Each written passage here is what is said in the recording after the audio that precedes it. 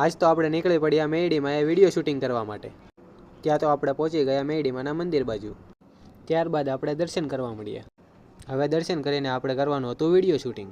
હવે તમે થોડાક આવનારા વિડીયોના સિનેમેટિક શોટ પણ જોયો. બચાવે માડી મારી ટાણે ટાણે જાવે બાગ એનો બળતાથી બચાવે આજ મારા દુબળા રે દાડાની માતા મેલડી આજ મારા દુબળા રે દાડાની. ફાઇનલી આપણા બધા વિડીયો એડિટ થઈ ચૂક્યા છે, જે કાલે આપણે ઇન્સ્ટાગ્રામમાં અપલોડ કરી દઈશું. બાકી તુષારભાઈ તમારું શું કહેવું છે?